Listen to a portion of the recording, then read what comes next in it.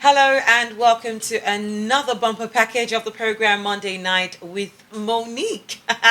Okay, it's going to be a great night. It's always a great night, actually. Has it been with you? I love to ask. I want to know because I'm concerned about you. For those of you who just joined us for the very first time, my name is Monique, all right, and I am your host for the show. Of course, we get to focus on family, love, and lifestyle. Basically, that's what we focus on when it comes to the show. So tonight on the show, someone really interesting. Now, he happens to be a migrant returnee. Yes, when you hear the word migrant, a lot of things comes to your mind. Well, these people go for greener pastures to other parts of the country, for one or two reasons. Like I said, greener pastures most especially. But while they go search for greener pastures, a lot happens to these people. A lot of bad things, I have to be precise. I have spoken to a couple of them, and I'm glad that we have one of them with us. He is a victim, he went through a lot, and he's here to share his story with us. He's actually deficient, but he'll be sharing with us what it is. All right. So during COVID period, it was said that lots of people actually migrated to other parts of the country. The rate was really really high, and it's still happening with the situation of the country right now. So many people have moved, but is it always green on the other side? Let's get to find out.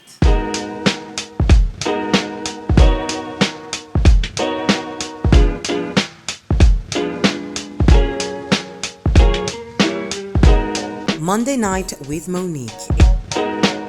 All right, you are welcome back, and I'm so glad to introduce you to our guest. He is sitting right here with us.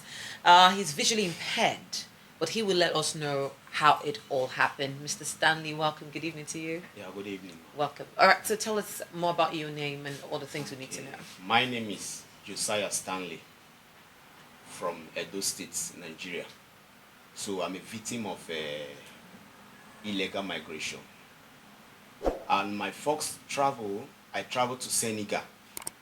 So when I go to Senegal, Dakar, I see that things there, or somehow, we still have a lot of challenge there.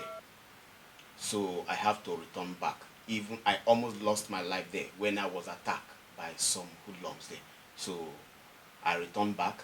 So then now, and I saw some boys that said they want to go to Libya, that Libya is free. I said, okay, then let me move with them. Then from there, we are going. And along the line, they will pack us into one of their truck. You can be maybe 50 or more than that. So they will gather you up.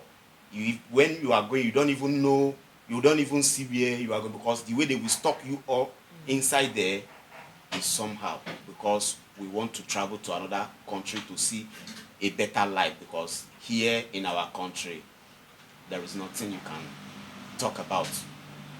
People will frustrate you when you are trying to meet up for some things. But when we got there, all these their Arabu, they will stop us on the way. They will stop you, per se. Then we don't used to hear their language. They will speak, where are you going? You have nothing to say. Maybe the man driving the truck, we talk to them. That one, he has no mouth to say anything. They will say, everybody calm down. So we'll calm down. They will take us to another place. They will lock up inside one room. It might be more than maybe 100, or maybe it depends on how the room. You will stock you all inside that room there. Whether you breathe or not, the kind of food they will give you. In fact, you will be regretting, why should I go such joining? Why should I move from home? Then you will now know that, oh God, have mercy on me. So from there, they will bring you out. They will tell you, did you have anybody in Europe to call? You said no. Did you have anybody in Nigeria to call? Maybe you said yes. Okay, those that have people, they will call me. I don't have anybody. I don't have father. I don't have mother. Nobody to call. But when I call my elder sister, she said, what others are doing, they do it. So that I said, oh God, that means I will go. No problem. So they can bring some people, they will kill them. Maybe when they give you phone, they will lie you down, they will light rubber on your back. It will be dropping on your back. Then you are talking with that pain. They will be hitting you something. Then when you get to my turn, they say, you come. I come. All they know is either go or come. Finish. No any other language they can speak. So you call your people, Nigeria, morning. So I say, nobody to call. I don't have anybody that I will call. You die. I said, okay. They beat me, they do everything because there's no whom will I call. Maybe at times they will leave you, say you should think. Maybe you will get somebody to call, but maybe they will think that you are lying, that you have somebody to call, you want to cover up. No, I'm not covering anything. Nobody to call. Then they will put you on side. They will call other people. Then many are calling their people from Nigeria. Some are calling some of them, maybe their sister in Italy or their brother will say, okay, don't worry, I will send you money. They will send their money, they will release them. But those they release, when they release you, they will let you to go. It's just like as this Boko Haram is. They will still be the one to go with other group to go and track you people another place. They will still carry you to another place, ask for another money again. That is how they are doing Nigerians there. Nigerians are suffering a lot. Our government should do things, put things on ground so that this migration will not take place again because many are suffering. When you go out of Nigeria, you know that a lot of Nigerians, the youth are there. You will see some family, two brothers, three brothers, they want to leave the country. Maybe two will lose their life on their way going. It will remain one. Either maybe that one will survive or he will not. Nobody knows. I had a friend. We are going together. He died on the way. So when you look at it, you say, there's nothing you cannot, there's no hospital. But when my own happened, it was God that kept me alive. Because when they hit me something, that was what affected my eyes, at my back. So I cannot walk. I cannot do except people support me. Then I can move with my leg. I cannot turn by myself except I carry all my body to turn. But I was lying down on the ground. Maybe they thought this man has died, so there is nothing to do. You will see somebody will die inside that room. In the next morning, maybe they will roll that person out. That one is gone. So our government don't know what we are going through there. Our parents don't know what we are going through there. And those of you that are here in Nigeria, please, it's not a thing that you will wish your enemy to go through at all.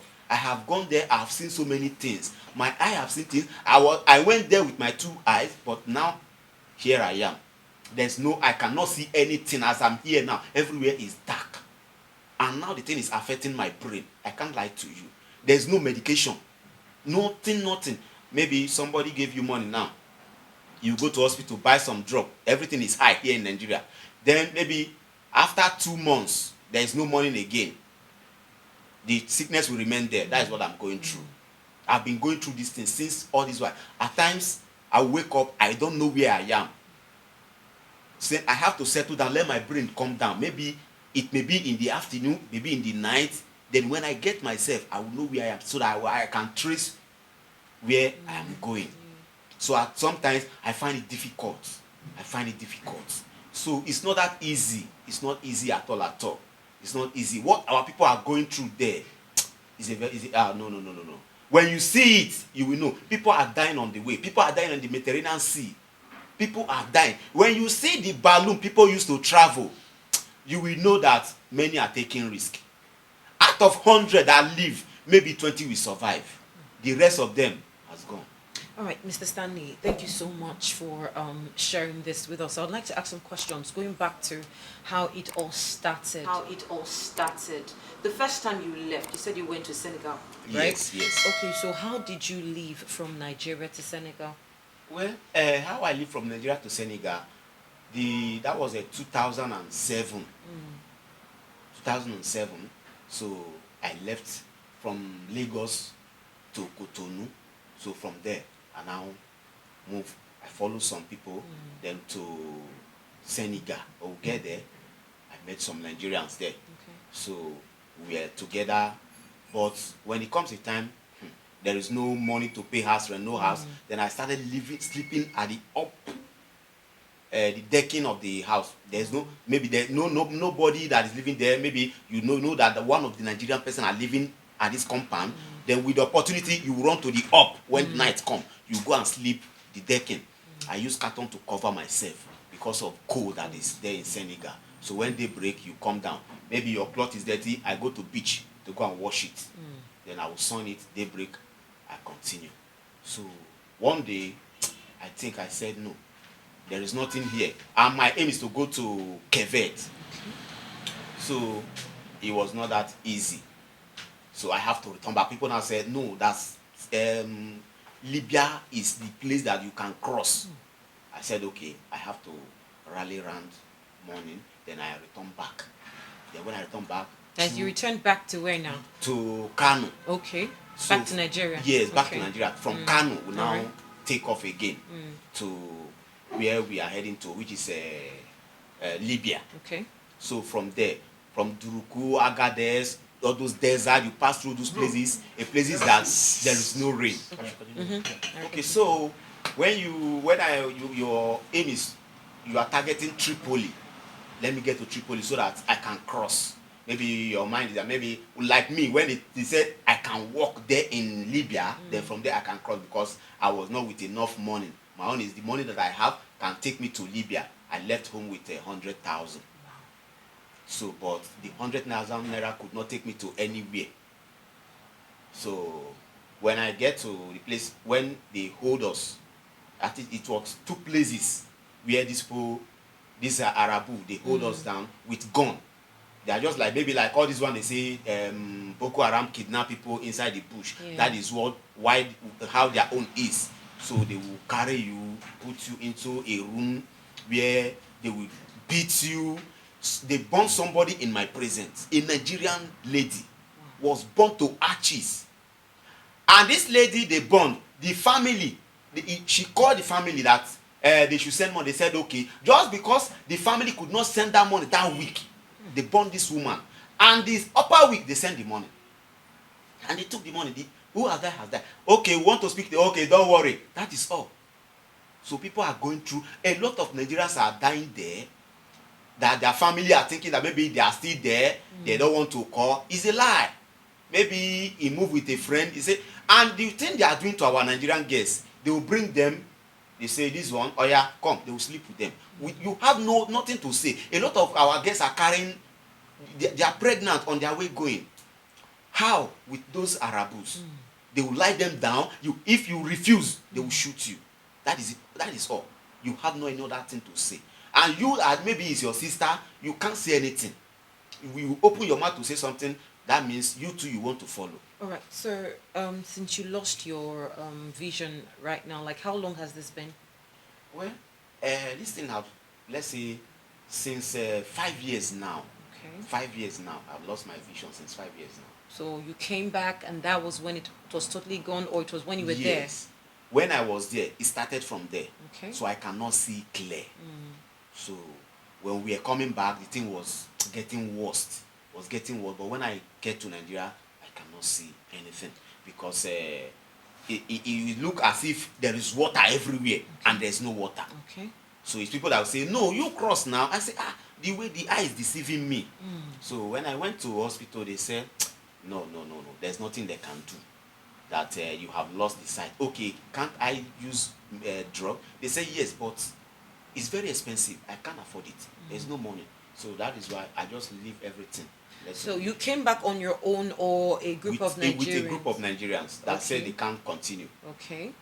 So in other words, it was easy for you to go and easy for you to come back. It's not easy to go, but it's easy to come back. Not easy to go. When you are going, it's very, very difficult, because they know that you are going. But when you are coming back, they don't have your time. That is how it is. They don't have your time when you are coming back. Okay. So does the government know about this, your situation, or you just came back and you've been indoors? Has any NGO come out to help? No. Nobody has come to help. I went to Attorney General office. That was the last year. I went there to ask for help, but nobody answered me. They did not answer me. So with all these things that Nigerians are going through in Libya, in Senegal, why is it why are they still pushy to go with all this? It's like a 50-50 chance. So Yes. why are they still eager, knowing very well that what they encounter, it's going to be bad? You went before, you came back to Nigeria. Yes. The period you were in Senegal, you experienced a lot of bad things, right? Yes, So you yes. came back to Kano, Yes. got some money, and went back. Yes. This time you went to Libya. Yes. So didn't you think about those things you went through in Senegal that made you go to Libya? Well, my thought was that maybe it's a different place. Okay. Even in Nigeria here, are we not having a big challenge now? Of course. So, Everywhere in the world, every country. Like there are some people now, maybe they kidnap them in Boronu, like those places that those things are going on. So from there you can say, no, what am I? Let me just leave. So most of us want to take the risk, say, I must survive because of the family background. Okay. There is nothing to write home about. The family, nothing, because before I left home, I was a farmer. Okay. I farmed before I left Nigeria. So I could not sponsor myself for school to further to university but I say, since I have this money now, many people are traveling, let me travel. But when you see people that come from that side now, you see, maybe they will tell you that it's all good. Everything is fine. It's not fine. It's not fine at all. It's not fine. That was last year. There was a lady that called me, say, hey, you want to travel? I say, no, sister. It's not an easy thing. No, don't go. Don't embark on such journey. He said, don't worry, your own case is different from my own case. I say, well, there's no problem. But I sit her down, I talk to her, tell her everything I go through, what result to my sight. This is what a lot of people have half leg, half hand. A lot of people. Maybe when they shoot them on their knee, when you get, they will cut the leg. Some die on the way. Maybe coming back, you die.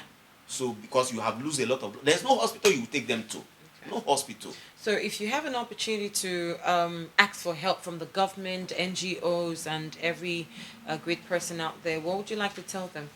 Well, I will ask them to help me because I really need help. As I am now, house is a challenge to me because sometimes I get to places where to rent house, people will say no. So you have someone helping you to move around? Yes. Okay. So people, I will say I need house. Once they say it is this brother, they say no. There was a place I was living here, there in Oluku side. The man packed my thing outside, and there was a rain falling. Not that I'm holding him. I'm not holding him anything. But he see that this person has challenge. He said, no, I can't allow such person. Why? So we should look at everybody. We are one. Challenge can be from anybody. It's not for one person. I have the challenge does not mean maybe I should be rejected. No. So let's look forward to help one another. That is just the thing. So government of the day, please, whosoever that is hearing my voice through this platform, I need help. I need help from everybody. I need help. And now I use firewood to cook. Firewood. There is no money to buy gas. Who helps you on that one now? It's this my sister there. Okay, the person that brought you Yeah, here. the person that brought me. She helped me look for firewood to cook because there's no money to buy gas. Everything has skyrocketed. No money. Even to pay rent is somehow. Light now is to pay my light bill is a problem. To pay as rent is a problem. So I don't know the kind of things. At times I see myself as what am I living for? What am I living for? What kind of life am I living? So maybe sometimes I say, well, I believe, I know that God is on my side. If I can come back alive and I'm still standing, I know that somebody out there will listen to me and help me. All right, thank you so much for coming to share with us. We really appreciate you.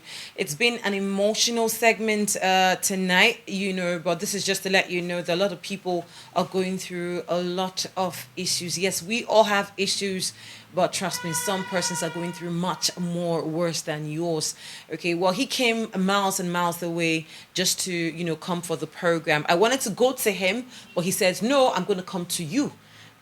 So my question is, with all this happening in Libya, Senegal, and other parts of the country outside Nigeria, why are people still pushy? I've heard so many persons say it's a 50-50 chance. had the opportunity to speak to so many returnees, and they tell you, if I have an opportunity to go back, I will go back.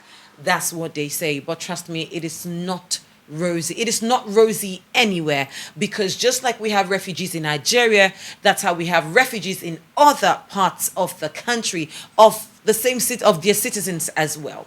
All right, so I want to say a very big thank you to everyone who has watched this episode. And like he said, Mr. Stanley is actually asking for help in any way you can be of help, because we don't pray to be in any bad situation, but trust me, things happen to people. Okay, so if you have an opportunity to help someone, why don't you do it? Because that's the reason why we're living, right? So I want to say a very big thank you. Mr. Stanley, we have something for you.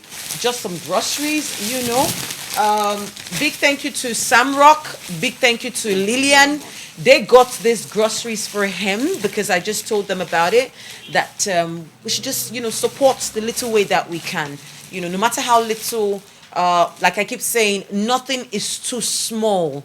Nothing is too small. If you want to support him, I'm going to put his account number on my social media platform, and let's see how you can be of help, okay, to him. Thank you so much for being a part of this show tonight. Like I said before at the beginning of the program, please do subscribe, because we're going to be having more persons coming out on the show to as well as seek for help. Nobody's perfect. All right, I need help myself. Everybody needs help, but the little we can do, let's just do. Don't forget to subscribe. Don't forget to turn on your post notification. Don't forget to comment. Please do comment, like, kindly share. Thank you, Mr. Stanley, for coming through again. Thank you very much. All right.